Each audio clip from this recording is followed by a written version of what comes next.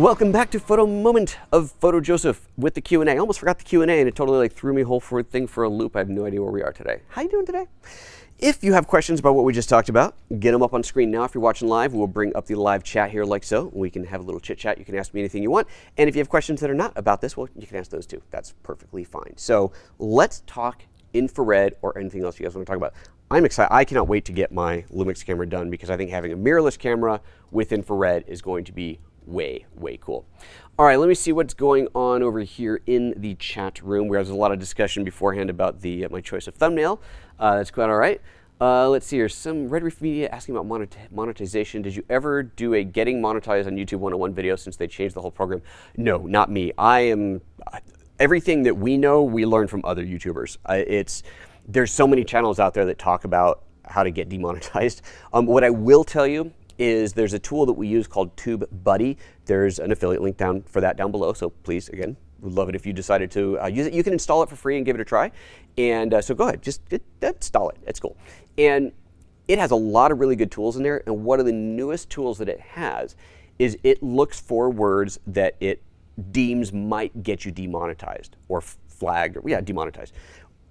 I don't remember, Ryan, do you remember what it was? But there was something that came up recently in a video, and it called out these, like it was a model number or something of a camera or lens or something. And it said that might get you demonetized. And there was another word next to it.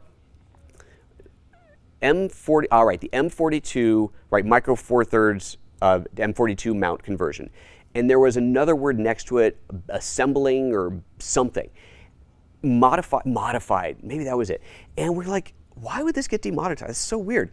And then I Googled it and found out that that was actually the name of a gun stock or something. And so the word with the modified or whatever it was and that number together, which, you know, I know nothing about that world. And so I would never have known that that would have possibly demonetized me. But the algorithm said, ooh, that might get you demonetized. So TubeBuddy, in that sense, picked up on that and warned us. And so we were able to change the wording so that it fell out of that, that spectrum. So pretty cool. Pretty cool. So definitely check that out, especially if you're having a concern if you're getting demonetized.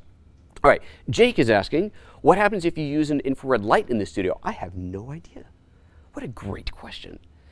Can I just, are you thinking like the kind of infrared lights that you use to heat up, like when you have little baby chickens, and you put an infrared light in there to warm the place up? That would be kind of cool. Or are you talking about like a full-on infrared converted strobe, which you can do as well, I think. I know you can do other spectrums. Neat question, though. Ooh, we're going to have to try it. See, so many fun things to try. Tony Smith, do you have any recommendations of videos on remote/mobile multi-camera live stream? Ooh, live stream setups. I don't. Not mobile multicam specifically, although if you wanted, how mobile? Do you mean mobile as in it fits in a suitcase and I can take it with me, or mobile as in I am completely free of power constraints and, you know, on LTE and I don't need any power to plug into? Either way, I'm probably going to recommend the same thing. And if you want the fully remote, then you're going to get a generator or a big battery pack to go along with you. But the Pearl Mini 2, the Pearl Mini, the new Pearl, it's so clean, it's so good, it's so easy.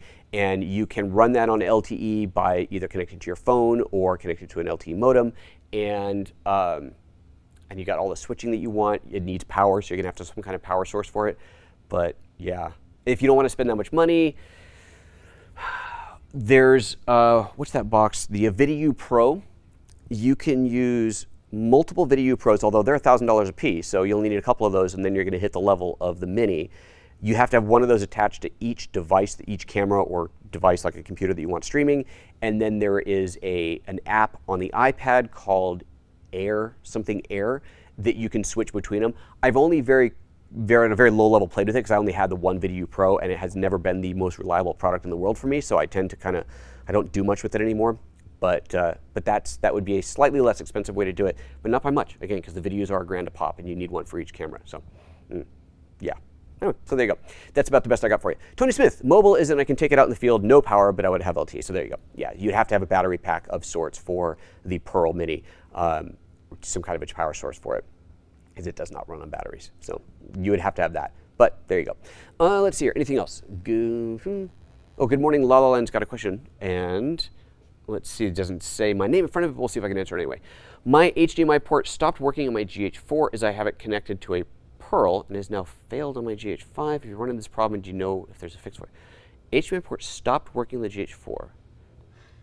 Like, as you plug it into something else and it no longer works either, or it only doesn't work on the Pearl?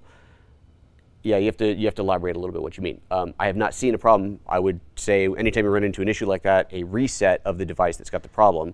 The cameras have resets. The Pearl has a reset. So tell me if you've tested it outside of the Pearl, plugging it into a monitor, just a TV, anything, and if that still works, and then take it from there. All right, anything else on there? Nothing else. Nothing else I missed earlier. I guess we're going to end it right there. So just in case, good morning, La La Land, you're not going to get back to me in time before we wrap up the show. Just do a reset. That's really what I can tell you to do. Do a reset on the camera if you are experiencing an HDMI issue from the camera itself. If it is in the Pearl, then do a reset on the Pearl. It has multiple HDMI ports. Try those. And then, of course, reach out to tech support on either company if it doesn't. It's hard for me to troubleshoot stuff like that remotely, but I'll see what I can do. Yes, it's tested to a monitor as well, but it's tested and it works or tested and it doesn't work. I think you got my answers. All right, folks, thanks so much for tuning in today. I hope you enjoyed that. Hope you enjoyed a little bit of infrared information there. It was kind of fun. And we'll see you on Friday for a whole other show. Bye-bye.